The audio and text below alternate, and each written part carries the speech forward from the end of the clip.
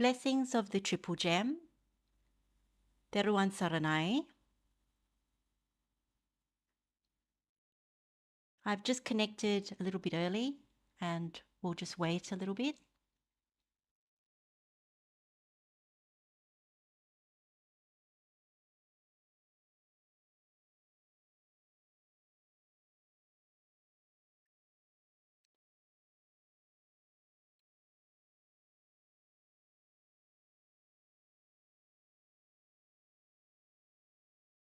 Blessings of the Triple Gem, Theruwan saranai. Welcome to the Sutta Meditation Series Dhamma live stream. Heartfelt good wishes to everyone who is joining today. It's uplifting to be able to connect in this way and practice together. If there are any streaming difficulties that arise during this live stream and we get unexpectedly cut off, we will try to resolve and reconnect as quickly as possible.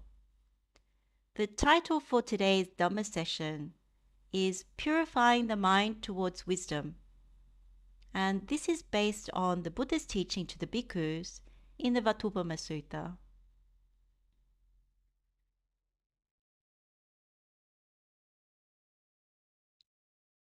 So let's begin by paying homage to the Triple Gem,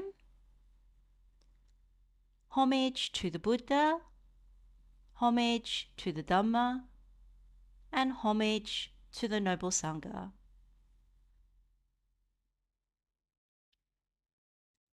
Let's have a quick look at what we'll cover in this session. So how to get the best out of this session, as usual, a few tips and reminders.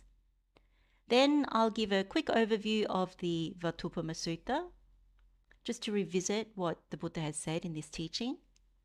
Then today we'll contemplate some of the Vatthupama Sutta links that corrupt the mind. These are the insight pathways.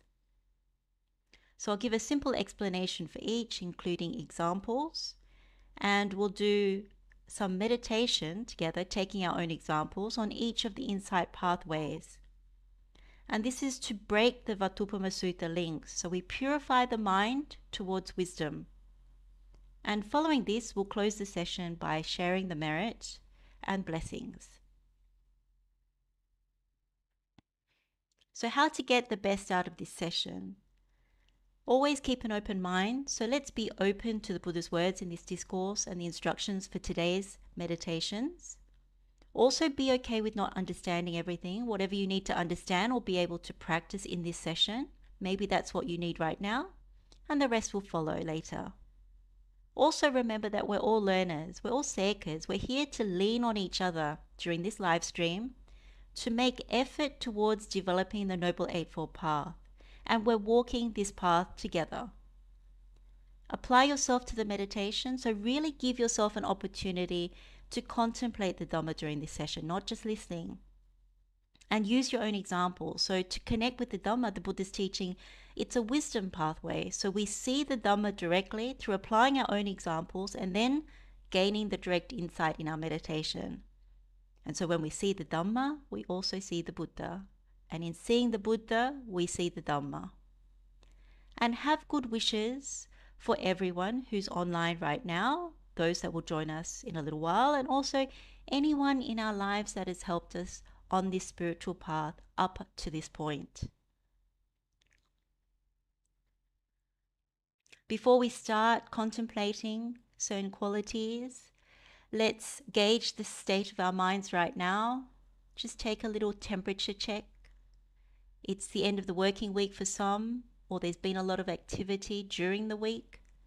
So the mind might be tired, it might be heavy, it might be burdened, or maybe it's relatively calm. But just take a little check on it. So whatever the case may be, we're not judging the mind state, we're simply taking a few moments to register what is it like. And we'll look at the mind again at the end of our session as well.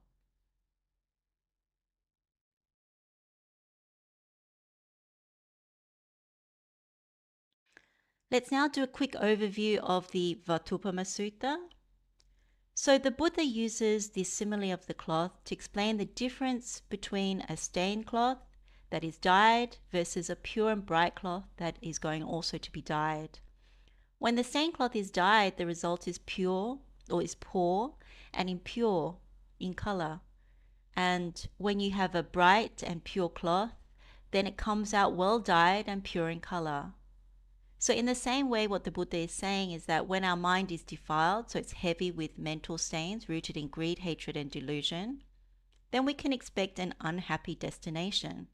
And in contrast, when the mind is undefiled, so free of these mental stains, a happy destination may be expected.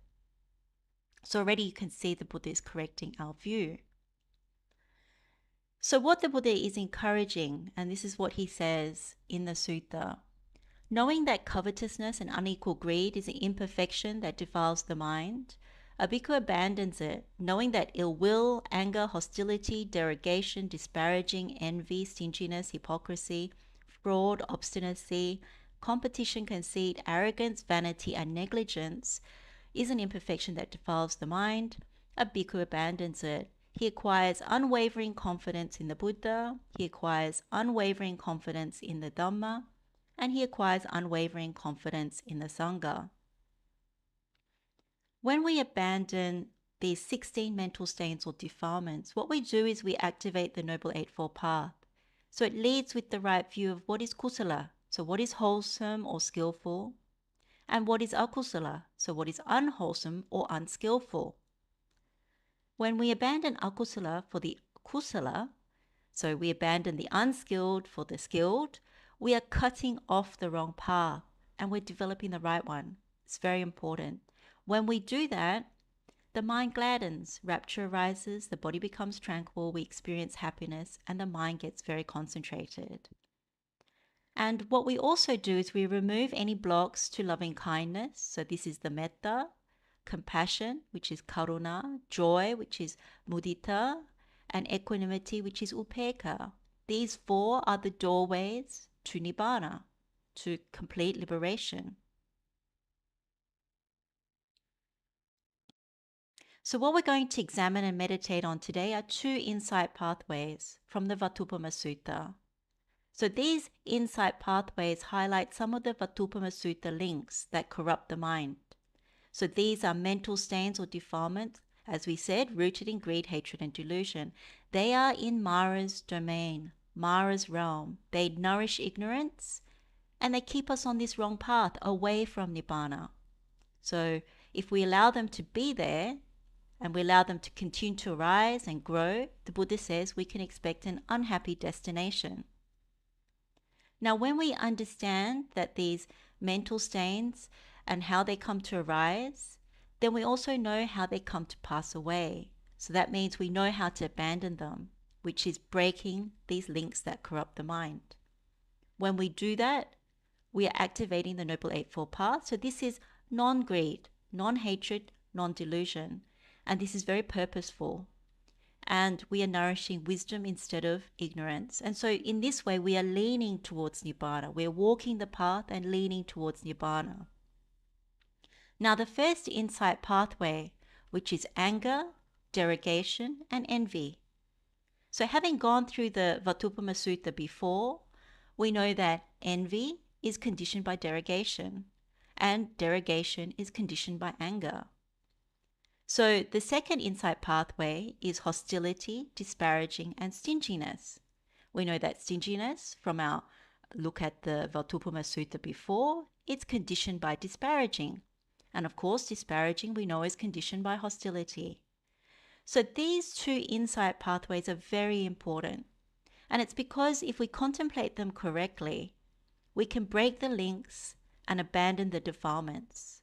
So this enables us to develop concentration due to investigation. So this is Vimamsa Samadhi. And it also helps us to develop the factors of enlightenment, the bojjhangas, for them to fully arise, particularly the tranquility, which is Passaddhi bojjhanga, and also concentration, which is the Samadhi bojjhanga. Because these mental corruptions or depravities, in Pali the word is duttula, they've been removed from the mind. So this is a very good thing. So let's look at the first insight pathway. And of course, we know it's anger, which conditions derogation and conditions envy. So in Pali, this is kodo, mako, and issa. So as we have contemplated before, anger is wishing harm on another person. It's escalated from ill will, and we have assigned permanency to what we're holding on to as the truth. It often sounds like he or she has harmed me in the past, or they're harming me now, or they'll harm me in the future. The other triad is he or she has harmed my loved ones in the past, is harming them now, or will harm them in the future. And the final triad is he or she has helped people I dislike in the past, or is helping them now, or they will help them in the future. When it comes to derogation, mako, this can also be translated as belittling, contempt, or even denigration. Now, when we're angry, we tend to derogate. So anger is the condition for this derogation. We derogate and remove people's good qualities, belittling them and finding them lacking. We may think, that person doesn't deserve this or that, or they don't have this or that, or they shouldn't be XYZ. And there's a sense of permanency that we start to assign. It actually begins in anger and we continue it into derogation, that they're always like that, or something that assigns this permanency. And wrapped up in derogation is the idea that it should be mine, or it should be me. And so that's derogation. And envy, this can also be translated, the Pali word is issa, and it can also be translated as jealousy or resentment. So when we look at this envy, it arises because we're unhappy towards another person's gain or success. And it sounds like he or she can, I can't. He or she has, I don't. And as we said before, it's conditioned by derogation. And internally we think, it should be me, it should be mine. And so usually it's difficult. We think, oh, we don't have envy. But if you start belittling people, then you kind of need to really look at that. So what runs through this insight pathway is assigning permanency to our volitional formations. Our thoughts are imbued with it's always like that, or this person is this. We fix it. And this is where the lies start to grow. With mental defilements and mental stains, you really need to look at how we lie. We assign things to it that are not completely true. And there's also a very strong sense of atta, so it's a very strong sense of me and mine in these mental stains. So it's very good to look at that. Now, to see how this works, we can take a few examples to look at how this insight pathway actually develops. So let's start with an example from the time of the Buddha. And many of you will know the Buddha's cousin, Devadatta. So we know from the discourses that Devadatta was envious of the Buddha. And he had a very lofty view about taking the Buddha's place as the Buddha was aging, taking his place as the leader of the Sangha. And if we look at what transpired, Devadatta was very angry with the Buddha for rejecting and rebuking him, for wishing to take the Buddha's place as leader of the Sangha. So in anger and deception, Devadatta made the request to impose more rules on the Sangha. And when the Buddha declined this request, Devadatta went around belittling and derogating the Buddha to others, both in the Sangha and also to lay people. And what he said to the people was that Buddha was prone to luxury, prone to abundance. And of course, Devadatta's motivation was holding to his view that he should be leading the Sangha. It should be mine, what was behind that. So we can see the links or connection between anger, derogation, and envy. And when we know the result for Devadatta was quite dire, quite bad, it's good for us to contemplate how Devadatta's mental, verbal, and physical actions led to a very grave result. So we don't want to be like him. So he's the example that we don't want to be like. And we don't want to breed this anger, derogation, envy. If you can imagine the mind states, it's very heavy, very dark, not very good. Now, if we look at our own examples, there are many, many instances at home, work, and in our community where unskilled mental states can arise and escalate. And sometimes we don't notice them, that it becomes like wearing a old pair of jeans and the mind states are always there and you just don't really notice. It's only when it's very gross that you start to notice where it's really starting to take hold of the mind. So let's go through a few examples. Now, when you do the meditation, you need to take your own example, but these are more like prompts for you to investigate in these different scenarios. It may not resonate, but if it does, you can use it, or otherwise, definitely find your own. So, as a parent, so first example is a parent. So we might have anger towards our partner about how they discipline the kids. So out of frustration, we might derogate them to our family and friends, saying they're a rollover with the kids, they never have any backbone, they let them get away with a lot. Now, in that statement, we're raising their good qualities, and that's not a good thing. But if we really investigate, maybe we're envious of their relationship with the kids. Maybe they have more closeness or a bond, and there's jealousy there. Another example may be at work. We may have gotten angry with a colleague over how they treated one of our close work friends in the past. And when they got singled out for recognition or praise on a project that we also worked on, we belittle their contribution by saying to other team members, oh, they're more lazy actually, they're incompetent and they're not deserving of that recognition. So when we derogate in this way, we're dismissing the assessment of those managers or directors of the company who've given that recognition. But there may be envy because we think, oh, that we would be more deserving of that praise and recognition. I should have got the award equivalent. And then within the family as well, another one is if you have a sibling, we may carry certain anger from childhood, or maybe even something more recent. And so it might be that we belittle to our parents about their behavior or something that they did and we erase their good qualities. We might say, oh, they're always unreliable. They can't be trusted with important stuff. And so we remove the qualities, the good qualities, when there were instances that they were actually very good at something and they could be trusted with important stuff. And then we find out that our parents have written their will favoring our sibling. So it might be 70-30 in their favor, or 60-40, or 90-10% to 90% 10%. And so envy arises when we wish it was written in our favor, or at least an equal share, something like that. So you can see how the insight pathway works, and it weighs down the mind. Another example could be we attend a school reunion and we see old classmates, and we don't have anger to anyone in particular, but we may have anger over the fact that we feel a sense of lack. It may be that we lack the kind of success some of our classmates have, or we have broken relationships. Maybe we've been divorced or something and there's a sense of lack there. Well, other people seem to have made it and everything's going well. Or we're experiencing illness and other people look to be in good health. Or it could be we've gained a lot of weight, or the signs of aging are more apparent and other people appear to look so wonderful after such a long time.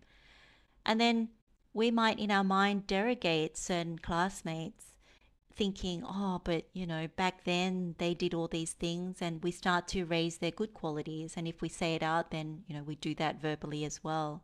So there's many, many things that may come to the mind. And we can be really looking at that we envy how they look, what they've achieved, their family circumstances, other aspects where we are actually thinking, oh, I wish that was mine. And then in Dhamma, example could be we may be angry with a Dhamma friend because we think they aren't sharing or practicing correctly. We might hold the view as permanent, and we derogate their practice, the whole of their practice, to other Dhamma friends, all their good qualities, not just the areas where we think they're wrong. And so if we investigate, maybe we're envious of the number of followers they have, the gifts that they receive, the respect that they have in the community. And so we may wish that that was ours.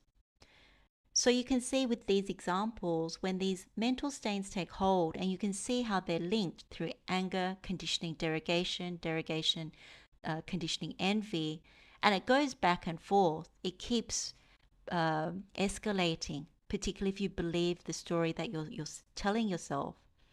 then what we're doing is we forget our collective predicament.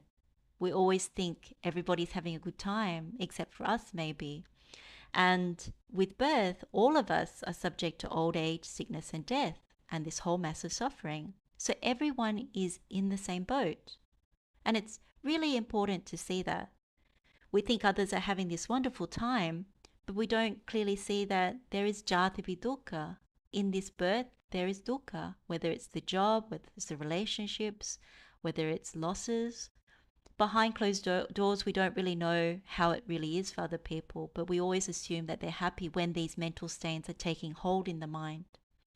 So if we live our life weighed down by anger, derogation, and envy, in this instance, and we come to the end of our life still weighed down by these things, it's really a loss, because we can't see that there's nothing substantial in this world to be envious of if the outcome is still old age, sickness, and ultimately death. And most of the things that we are envious of are things that are death bound in nature. All these things will be taken away from us. All these things will decay. So we want to break these links. It's very important. We want to break these links because we want to start to understand this bigger predicament. And only the Noble Eightfold Path offers the way leading to the ending of all suffering. So we need to abandon these mental stains.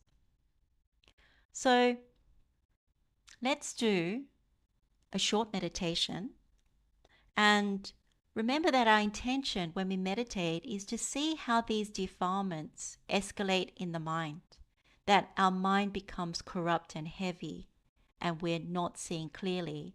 So we take our own real life examples, something that is happening recently or something from your own past, and we want to break these links because we truly see the suffering in the mind, that it blocks our spiritual practice, that it obstructs wisdom, that there are results for bad mental actions.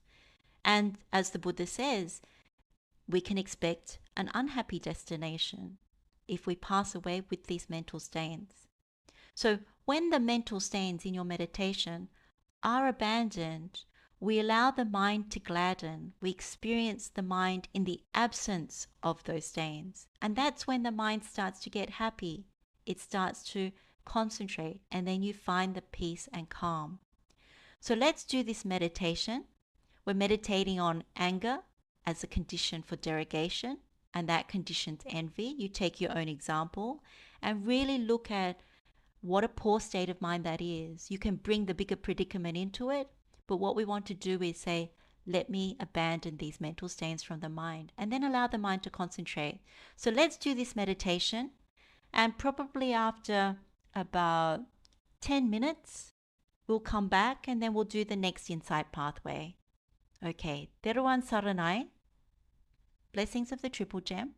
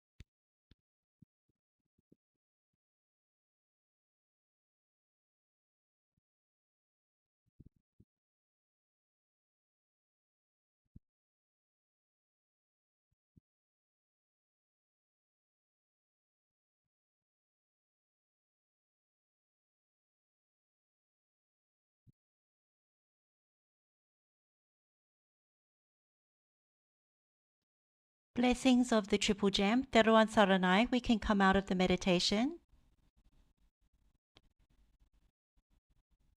So let's look at the second insight pathway, and we also again will need to apply our own examples. So this is hostility, disparaging, and stinginess, or in Pali, upanaha, palasa, and macharya. So as we've contemplated before, hostility, which is upanaha in Pali, arises after being repeatedly angry, and it can include labeling, name-calling, and grudging. We can see that we also assign permanency to what we're holding on to as the truth. And disparaging, this is palasa in Pali. It's also translated as divisiveness or bullying. It is based on having very strong likes, dislikes, and biases or preferences, and it's conditioned by hostility. With the disparaging and also divisiveness, you can see that it arises when we measure, we divide, we exclude.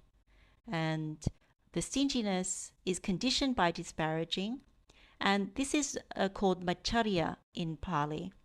And it's also translated as selfishness. So it arises when we're very protective of whatever we've gained or the benefits, we're not willing to share, and we can't give it up for others. So there are 5 kinds of stinginess. So stinginess due to gain, stinginess due to dwelling, stinginess due to families or groups, stinginess due to reputation, and stinginess around Dhamma.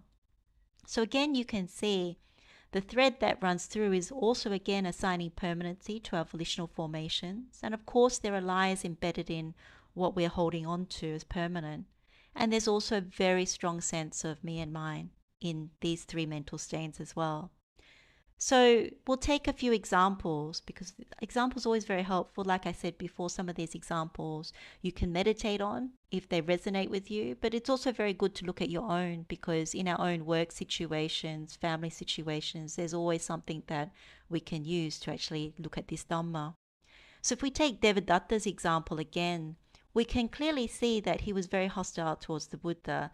If you read through the Sutta Pitaka, you find even in the Jataka stories all these examples in previous lives where he was very hostile, he bore a grudge against the Buddha. So in this lifetime, Devadatta, with the help of others, caused a schism in the Sangha. So it's a very great division. So you can see his grudge, and then he was very divisive. He actually acted that out. So it was beyond even the mental stain of divisiveness or disparaging. He persuaded 500 newly ordained bhikkhus from Vesali and others, including some nuns, to join him. And you can see that this disparaging or divisiveness became the condition for stinginess. So stinginess due to gain. He wanted to have his own, lead his own Sangha, and he tried to imitate the Buddha. He also set up a separate monastery as such, and also he was trying to get this reputation, and of course he was spreading his own Dhamma. So we can see the links or connection between hostility, disparaging, and stinginess. And we also again know that the result for Devadatta was very dire, so it's also very good to contemplate this, because it led to a very grave result. So again, we don't want to be like him, and we don't want to breed hostility, disparaging, and stinginess. Now, if we look at our own example, so I'll give a family example. This could be around how we don't get along with a group of relatives from one side of our extended family. We might view them differently due to things that have happened in the past, or we're holding a grudge because they did something to someone that we love quite dearly. So we might even call them, oh, those relatives, or the difficult ones, or something like that. So we start name calling. And we prefer our other extended family over these ones. And so there is a divisiveness or disparaging that arises in the mind whenever you think about them. And we selfishly encourage other family members maybe not to invite them to events, so we want to exclude them.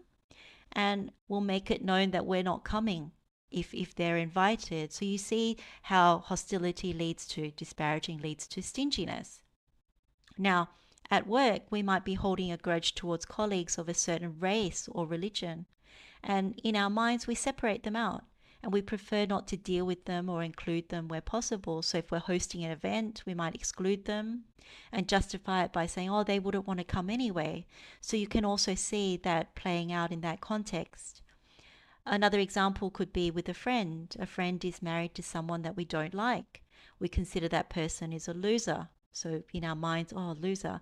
And that person, the so-called loser in our minds, we bear this grudge because we consider that they've hurt our friend in the past. And so we don't like them. And we aren't free to catch up with our friend as much as we would like as before. So our friend maybe has shared details of their marital problems, and we start to advise them. We start to have this thing where we say, you should separate from your loser partner. And so you can see that that has now become verbal, but in our minds it was very, very strong. And so we know that the Buddha says that there's bad karma from doing such things. You'll be divided in the future. So we selfishly, in this example, we want more time with our friend, and we think that them splitting up is the best outcome. So you can see that this is how it can play out. Now, on a lighter note, it may be something as simple as something in sports, that you're a Man United supporter, and so you don't like any of the other teams, so you're quite hostile when you go to sporting matches. Likewise, you would say all these different things in your mind. I don't want to sit in that area because all those other people are sitting there. I want to sit with the Man U fans. And then the stinginess comes where you won't invite anybody who doesn't support Man U to your home, or won't even talk to them. So things like that can also be an example. But there's something in the mind that one needs to look at in terms of when it takes hold, there's a mean-heartedness and very protective of whatever you're holding on to. And so it's very good to look at that. Again, when you look at these mental stains, we forget about the collective predicament. So the bigger picture is always with birth, there's old age, sickness, and death, and the whole mass of suffering. So everyone's in the same boat. And when we live our life weighed down by hostility, by disparaging and stinginess, again, at the end of our life, if that's what we have in the mind, it's not a very good thing. And the other thing to see is that there's nothing in this world that we can hold on to. We will be separated for all the things that we hold dear and that we're stingy towards. And what we'll be united with is what is displeasing. So we do definitely want to break these links, because we start to understand the bigger predicament, that the Noble Eightfold Path is what leads to the ending of all suffering. So we need to abandon these mental stains. So again, let's do a short meditation. So we're going to look at the inside pathway of hostility, disparaging, and stinginess. Again, we'll meditate for 10 minutes. It's good to lean on each other during this time, because usually it's difficult sometimes to do it on our own. So remember, our intention is to see how these defilements escalate in the mind, how the mind becomes corrupt and heavy. So take your own real life example, something that may have happened recently at work, or something that's happening at home. Or if you can't find something, then something from the past, or one of the examples that we went through. We want to break these links to see the suffering in the mind, see that it blocks our spiritual practice, obstructs wisdom, that there are results for our bad actions, and ultimately an unhappy destination can be expected. So when you do this meditation, don't go off with your story. Just use the story or the information from your example to lift the mind, to see the defilements and the links, to break those links, and then allow the mind, see what the mind is like in the absence of these mental stains. And that's where the mind really calms down. Okay, let's do this meditation for 10 minutes. Blessings of the Triple Gem, Theruwan Saranai.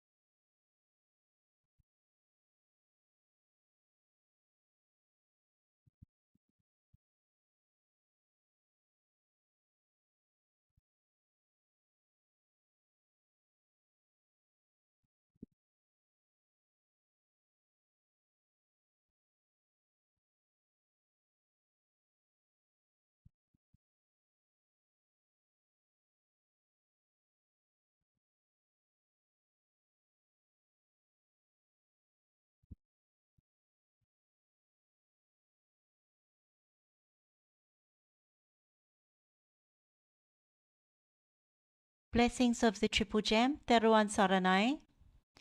You can stop the meditation now.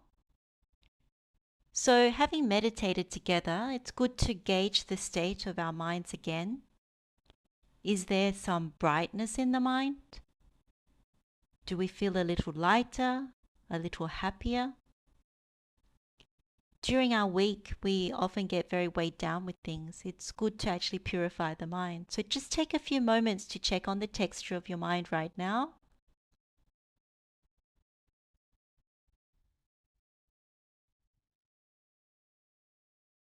If you've directly experienced something of benefit, the encouragement is to regularly meditate on the Vatthupama Sutta, whether it's to remove the 16 mental stains on a regular basis, or even to look at these insight pathway links that we've focused on today.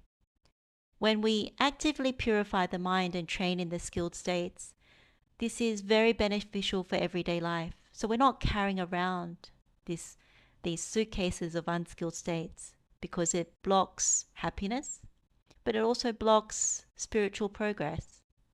And one of the things that the Buddha says in Kosambhya Sutta is if you have the right view, then you know that one needs to abandon hindrances and defilements, and you will admit transgressions. So this is always an encouragement that suttas such as Vatthupama Sutta, Nangana Sutta, Anumana Sutta, these wonderful teachings from Buddha and the Arahats, they remind us how important it is. Because when we abandon our thoughts and actions, whether they're verbal, physical, mental, they align with the right view. With the right view and the help of right effort, right mindfulness, that's how we walk the Noble Eightfold Path and we get to this right concentration. So over time, when we make effort in this way, we find ourselves dwelling more happily and spiritual progress is quicker. So we've now come to the end of our Dhamma session. If you would like to dedicate the merit from joining this Dhamma session to any departed relatives, you can do so now.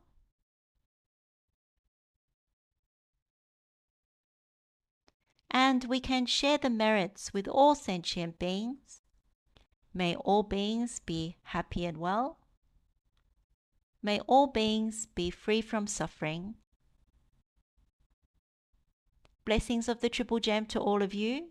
Wishing you well. Theruwan saranai.